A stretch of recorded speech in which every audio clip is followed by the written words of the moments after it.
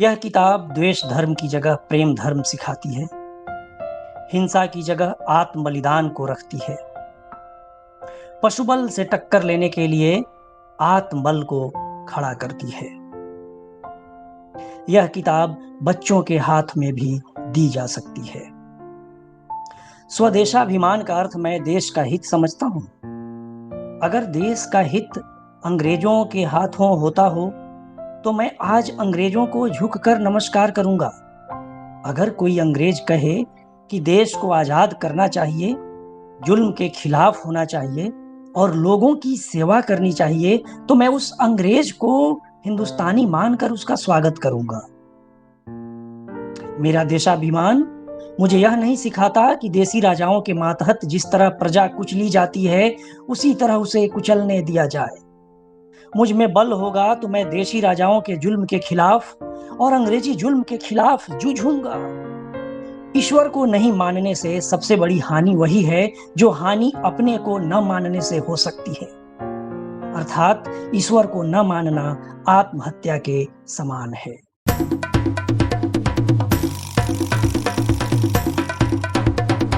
नमस्कार, आज सुनिए हिंद स्वराज का अध्याय 15, इटली और हिंदुस्तान। इस अध्याय का शीर्षक है। अध्याय 14 का समापन पाठक के सवाल से हुआ था, इसलिए अध्याय 15 का आरंभ संपादक के जवाब से हो रहा है। संपादक: आपने इटली का उदाहरण ठीक दिया। मैजिनी महात्मा था, गैरिबाल्डी बड़ा योद्धा था। दोनों पूजनीय थे, उनसे हम बहुत सीख सकते हैं। फिर भी इटली की दशा और हिंदुस्तान की दशा में फर्क है। पहले तो मैजिनी और गैरिबाल्डी के बीच का भेद जानने लायक है। मैजिनी के अरमान अलग थे। मैजिनी जैसा सोचता था वैसा इटली में नहीं हुआ। मैजिनी ने मनुष्य जाति के कर्तव्य के बारे में लिखते हुए यह बताया है कि हर एक को स्वराज्य भोगना सीख लेना चाहिए।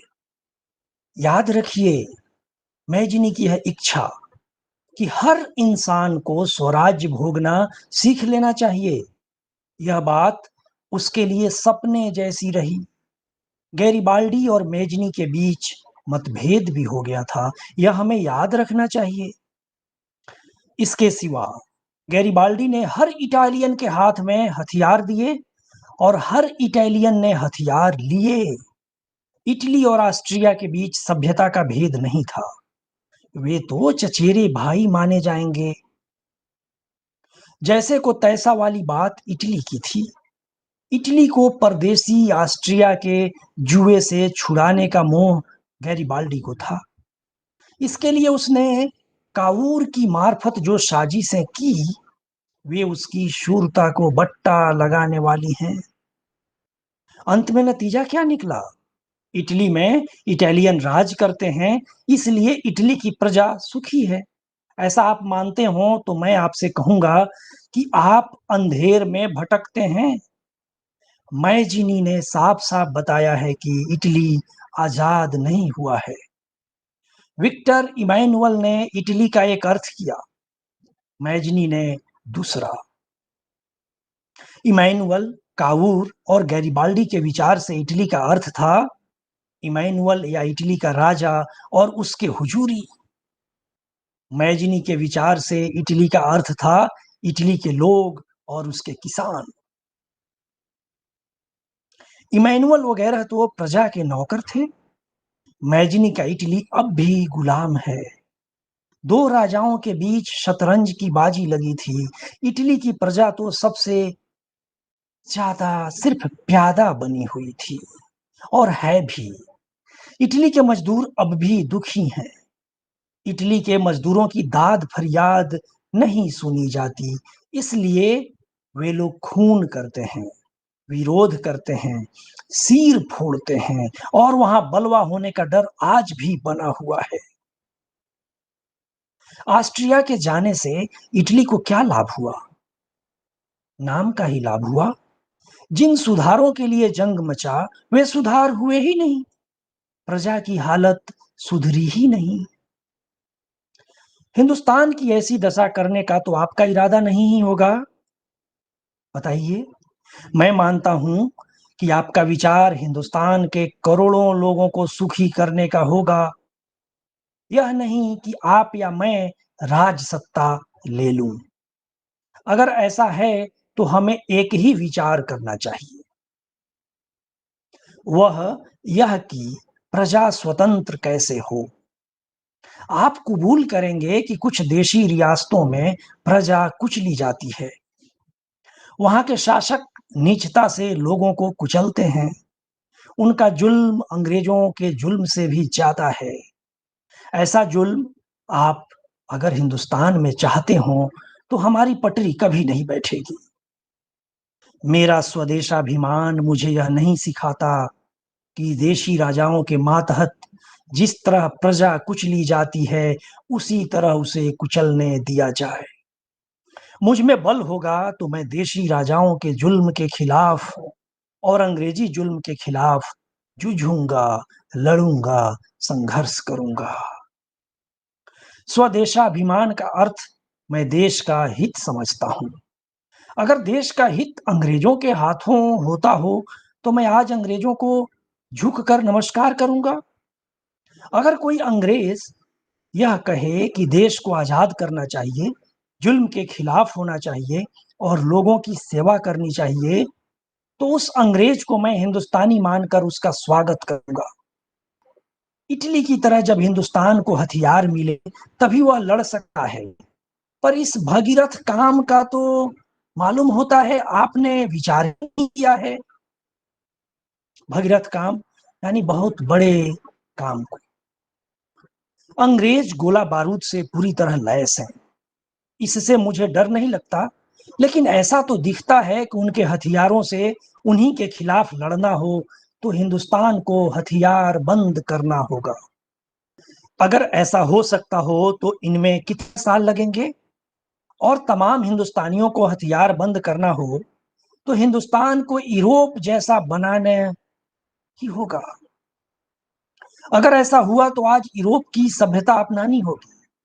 ऐसा ही होने वाला हो, तो अच्छी बात यह होगी कि जो अंग्रेज उस सभ्यता में कुशल हैं, उन्हीं को हम यहाँ रहने दें। उनसे थोड़ा बहुत झगड़ कर कुछ हक हम पा जाएंगे, कुछ नहीं पाएंगे और अपने दिन गुजारेंगे। लेकिन बात तो यह है कि हिंदुस्तान की प्रजा कभी हथियार नहीं उठाएगी, न उठाए, यह ठीक ही है। पाठक, आप तो बहुत आगे बढ़ गए। सबके हथियार बंद होने की जरूरत नहीं। हम पहले तो कुछ अंग्रेजों का खून करके आतंक फैलाएंगे, फिर तो थोड़े लोग हथियार बंद होंगे। वे खुल्लम खुला लड़ेंगे। उसमें पहले तो 20-25 लाख हिंदुस्तानी जरूर मरेंगे, लेकिन आखिर हम देश को अंग्रेजों से जीत लेंगे। हम गुरिल्ला लड़ाई लड़कर अंग्रेजों को हरा देंगे। संपादक, आपका ख्याल हिंदुस्तान की पवित्र भूमि को राक्षसी बनाने का लगता है? अंग्रेजों का खून करके हिंदुस्तान छुड़ाएंगे, ऐसा विचार करते हुए आपको त्रास क्यों नहीं होता? खून तो हमें अपना करना चाहिए, क्योंकि हम नामर्द बन गए हैं, इसीलिए हम खून का विचार करते हैं। ऐसा करके आप किसे आजाद करेंगे? हिंदुस्तान की प्रजा ऐसा कभी नहीं चाहती। हम जैसे लोग ही, जिन्होंने अधम सभ्यता रूपी भांग पी है, नशे में ऐसा विचार करते हैं। खून करके जो लोग राज करेंगे, वे प्रजा को सुखी नहीं बना सकेंगे। धिंगड़ा ने जो खून किया है, उससे या जो खून हिंदुस्तान में हुए हैं, उनसे देश को फायदा हुआ है, ऐसा अगर कोई मानता हो, तो वह बड़ी भूल करता है। वैसे धिंगड़ा को मैं देशाभिमानी मानता हूँ, लेकिन उसका देश प्रेम पागलपन से भरा हुआ था। उसने अपने शरीर का बलिदान गलत तरीके से दिया। उससे अंत में तो देश को नुकसान ही होने वाला है। पाठक, लेकिन आपको इतना तो कबूल करना ही होगा कि अंग्रेज इस खून से डर गए हैं और लॉर्ड मॉर्ले ने जो कुछ हमें दिया है वह ऐसे डर से ही दिया है। संपादक: अंग्रेज जैसे डरपोक प्रजा हैं, वैसे बहादुर भी हैं। गोला बारूद का असर उन पर तुरंत होता है, ऐसा मैं मानता हूं। संभव है लॉर्ड मार्ले ने हमें जो कुछ दिया वह डर से दिया हो, लेकिन डर से मिली हुई चीज जब तक डर बना रहता है तभी तक टिक सकती है। हिंद स्वराज, अध्याय 15 समाप्त।